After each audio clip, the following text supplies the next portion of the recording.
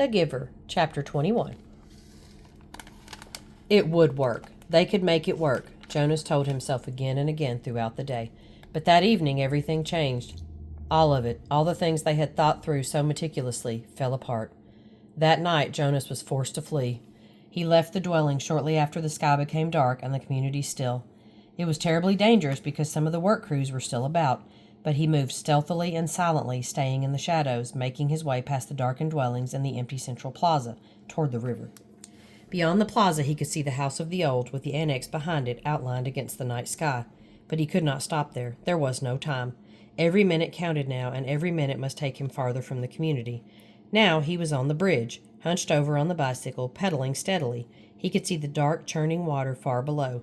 He felt, surprisingly, no fear, nor any regret at leaving the community behind, but he felt a very deep sadness that he had left his closest friend behind. He knew that in the danger of his escape he must be absolutely silent, but with his heart and mind he called back and hoped that with his capacity for hearing beyond, the Giver would know that Jonas had said goodbye. It had happened at the evening meal. The family unit was eating together, as always, Lily chattering away, mother and father making their customary comments and lies, Jonas knew, about the day. Nearby, Gabriel played happily on the floor, babbling his baby talk, looking with glee now and then toward Jonas, obviously delighted to have him back after the unexpected night away from the dwelling. Father glanced down toward the toddler. "Enjoy it, little guy," he said. "This is your last night as visitor." "What do you mean?" Jonas asked him. Father sighed with disappointment. "Well, you know he wasn't here when you got home this morning because we had him stay overnight at the nurturing center. It seemed like a good opportunity with you gone to give it a try. He'd been sleeping so soundly." "Didn't it go well?" Mother asked sympathetically. Father gave a rueful laugh. "That's an understatement. It was a disaster. He cried all night, apparently. The night crew couldn't handle it. They were really frazzled by the time I got to work." "Gabe, you naughty thing," Lily said with a scolding little cluck toward the grinning toddler on the floor. "So," Father went on, "we obviously had to make the decision. Even I voted for Gabriel's release when he had the meeting this morning." Jonas put down his fork and stared at his father. "Release?" he asked. Father nodded. "We certainly gave it our best try, didn't we?" "Yes, we did," Mother agreed emphatically. Lily nodded in agreement, too. Jonas worked at keeping his voice absolutely calm. "When?" he asked. "When will he be released?" "First thing tomorrow morning. We have to start our preparations for the naming ceremony, so we thought we'd get this taken care of right away." "It's bye-bye to you, Gabe, in the morning," Father had said in his sweet sing-song voice. Jonas reached the opposite side of the river, stopped briefly, and looked back. The community where his entire life had been lived lay behind him now, sleeping. At dawn, the orderly, disciplined life he had always known would continue again, without him. The life where nothing was ever unexpected, or inconvenient, or unusual. The life without color, pain, or past. He pushed firmly again at the pedal with his foot and continued riding along the road. It was not safe to spend time looking back. He thought of the rules he had broken so far, enough that if he were caught now, he would be condemned. First, he had left the dwelling at night, a major transgression. Second, he had robbed the community of food, a very serious crime, even though what he had taken was leftovers, sat out on the dwelling doorsteps for collection. Third, he had stolen his father's bicycle. He had hesitated for a moment, standing beside the bike port in the darkness, not wanting anything of his father's and uncertain as well whether he could comfortably ride the larger bike when he was so accustomed to his own. But it was necessary because it had the child seat attached to the back. And he had taken Gabriel, too. He could feel the little head nudge his back, bouncing gently against him as he rode. Gabriel was sleeping soundly, strapped into the seat. Before he had left the dwelling, he had laid his hands firmly on Gabe's back and transmitted to him the most soothing memory he could. A slow-swinging hammock under palm trees, on an island someplace, at evening, with a rhythmic sound of languid water lapping hypnotically against a beach nearby. As the memory seeped from him into the new child, he could feel Gabe's sleep ease and deepen. There had been no stir at all when Jonas lifted him from the crib and placed him gently into the molded seat. He knew that he had the remaining hours of night before they would be aware of his escape, so he rode hard, steadily, willing himself not to tire as the minutes and miles passed.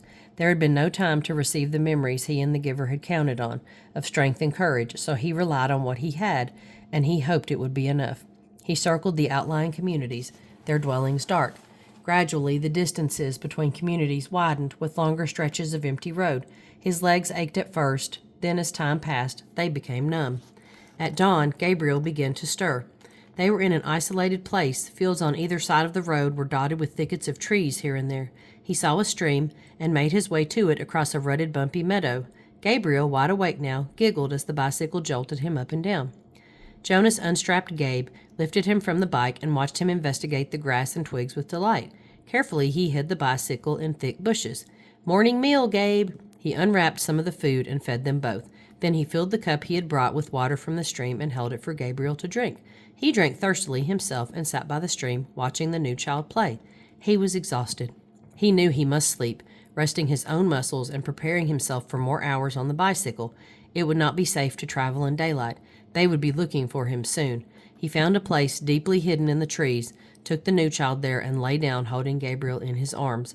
Gabe struggled cheerfully as if it were a wrestling game, the kind that they had played back in the dwelling, with tickles and laughter.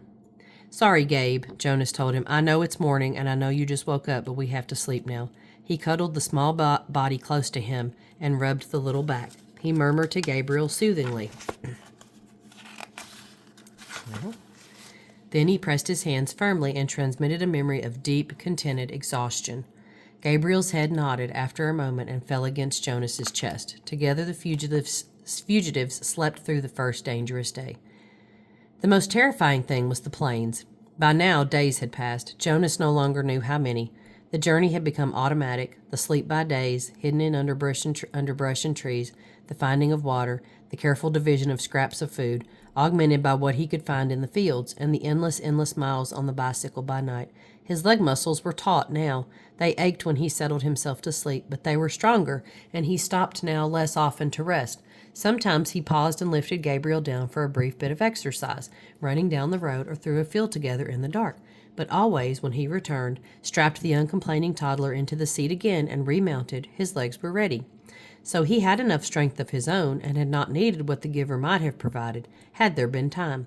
But when the planes came, he wished that he could have received the courage. He knew they were search planes. They flew so low that they woke him with the noise of their engines, and sometimes, looking out and up fearfully from the hiding places, he could almost see the faces of the searchers.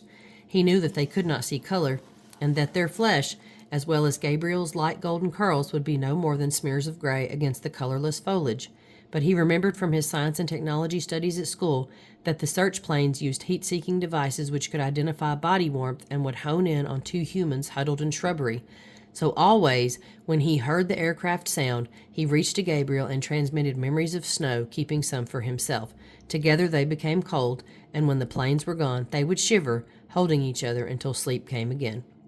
Sometimes, urging the memories into Gabriel, Jonas felt that they were more shallow, a little weaker than they had been. It was what he had hoped, and what he and the giver had planned, that as he moved away from the community, he would shed the memories and leave them behind for the people.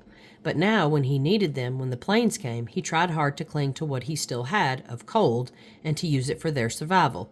Usually the aircraft came by day, when they were hiding, but he was alert at night, too, on the road, always listening intently for the sound of the engines. Even Gabriel listened and would call out, "Plane! Plane!" sometimes before Jonas had heard the terrifying noise. When the aircraft searchers came, as they did occasionally during the night as they rode, Jonas sped to the nearest tree or bush, dropped to the ground, and made himself and Gabriel cold. But it was sometimes a frighteningly close call.